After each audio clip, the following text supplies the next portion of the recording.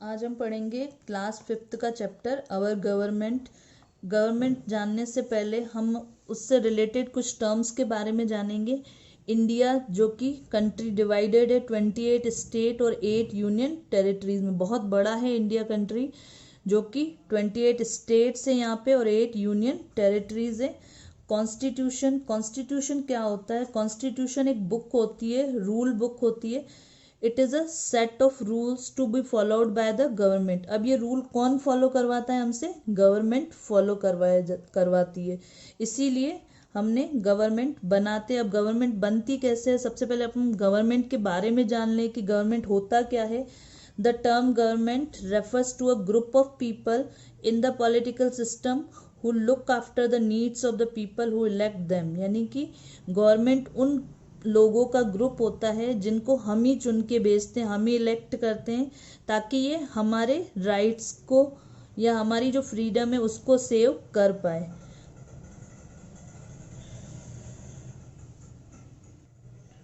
Y do we need a government? हमें government की ज़रूरत क्यों है?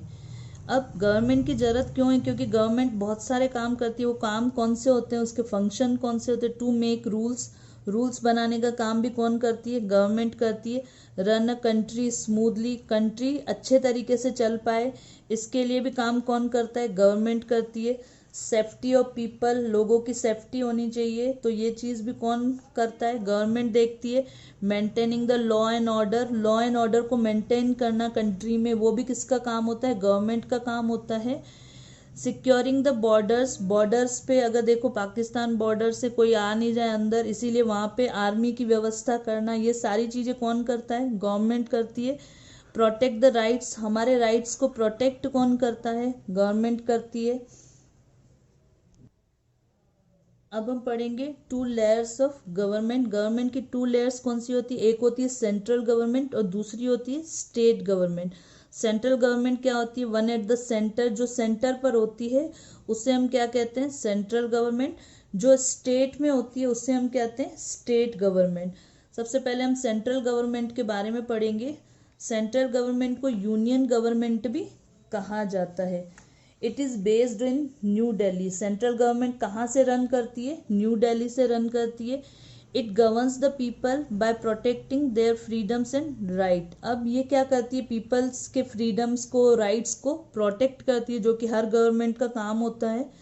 दूसरा, making laws for the country and implementing them. जो भी लॉज हैं, जितने भी बिल पास होते हैं, वो कहाँ से होते हैं? सेंट्रल गवर्नमेंट पास करती है। और उनको इम्प्लीमेंट करना, उनको फॉलो करवाना, ये भी काम किसका होता है? सेंट्रल गवर्नमेंट का। अब पार्लियामेंट के बारे में पढ़ेंगे, क्योंकि सेंट्रल गवर्नमेंट किसके थ्रू रन होती है? पार्लियामेंट के थ्रू। पार्लियामेंट को लॉ मेकिंग बॉडी भी कहा जाता है। Parliament is a law making body. It consist the president of India. अब जो पार्लियामेंट होती है उसमें एक तो प्रेसिडेंट ऑफ इंडिया होता है और दूसरा लोकसभा एंड राज्यसभा होती है। टू हाउसेज होते हैं, एक प्रेसिडेंट और दूसरा टू हाउसेज होते हैं, एक लोकसभा और एक राज्यसभा। सबसे पहले हम प्रेसिडेंट के बारे में पढ़ेंगे। President is the head of our country. हमारी कंट्री के हेड कौन होते हैं? प्रेसिडेंट होते हैं। He is elected by the members of Lok Sabha, Rajya Sabha and state legislative assemblies. जो प्रेसिडेंट होता है उसको चुनता कौन है? Members of Lok Sabha and members of Rajya Sabha और स्टेट लेजिस्लेटिव असेंबलीज के भी जो मेंबर्स होते हैं वो प्रेसिडेंट को चूज करते हैं। स्टेट लेजिस्लेटिव असेंबली क्या होती है? ये स्टेट में लॉ बनाती है। जैसे सेंट्रल गवर्नमेंट में लॉ कौन बनाता है? पार्लियामेंट बनाता है। वैसे स्टेट में जो लॉज बनते हैं वो कहाँ बनते हैं? स्टेट लेजिस्लेटिव असेंबलीज बनाती है। ही इज इलेक्टेड फॉर 5 ईयर्स। ये 5 साल के लिए चुने जाते हैं। प्रेसिडेंट जो होते हैं वो केवल 5 ईयर्स के लिए वर्क कर पाते हैं। अब हम पढ़ेंगे लोकसभा के बारे में। It is also called the house of people और अ लोअर हाउस। लोकसभा को हाउस ऑफ पीपल भी कहा जाता है। क्यों कहते हैं? क्योंकि इसके जो मेंबर होते हैं उनको हम चुनते हैं, पीपल चुनती है, इसीलिए उसे हाउस ऑफ पीपल कहा जाता है या फिर लोअर हाउस भी कहा जाता है। Lok Sabha is the highest law making body in the country. जब तक लोकसभा में कोई बिल पास नहीं होता वो आगे राज्यसभा की तक नहीं जा पाता है, तो इसीलिए highest law making body Lok Sabha को कहा जाता है। Its members are elected by the people, इसके जो मेंबर्स होते हैं वो पीपल इलेक्ट करते हैं इलेक्शन के थ्रू। जब हम इलेक्शन में वोट देने जाते हैं तो हम अपने लोकसभा के मेंबर को चूज कर रहे होते हैं। The speaker is elected by the members of the house. अब इसका जो हेड होता है, लोकसभा का जो हेड होता है उसको हम क्या कहते हैं, स्पीकर कहते हैं। स्पीकर को कौन चुनता है, जो मेंबर ऑफ द हाउस होते हैं ना, लोकसभा के जो मेंबर होते हैं वो मिलके स्पीकर को चुनते हैं। It has maximum 552 members, Lok Sabha में 552 मेंबर्स होते हैं। And it can be dissolve by the president, अगर प्रेसिडेंट चाहे तो इसको लोकसभा को डिसॉल्व कर सकता है, क्योंकि लोकसभा परमानेंट हाउस नहीं होती है, इसीलिए लोकसभा को डिसॉल्व करने का जो अधिकार होता है वो प्रेसिडेंट के पास होता है। लोकसभा का मेंबर कौन हो सकता है, any Indian citizen who is more than 25 years of age and can take part in the election to the Lok Sabha. Lok Sabha में वही मेंबर पार्टिसिपेट कर सकता है जो कि इंडियन सिटीजन हो और उसकी एज 25 ईयर्स से ज़्यादा हो, तो वो पार्टिसिपेट कर सकता है एज अ लोकसभा मेंबर के अकॉर्डिंग। अब ये लोकसभा के मेंबर कहाँ से चुने जाते हैं, उसके लिए एक टर्म जानेंगे हम, कॉन्स्टिट्यूएंसी। कॉन्स्टिट्यूएंसी का मतलब ये होता है, constituency is a small electoral area that can be elected candidate represent.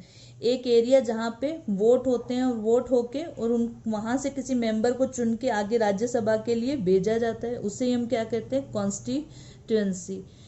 अब हम पढ़ेंगे राज्यसभा के बारे में।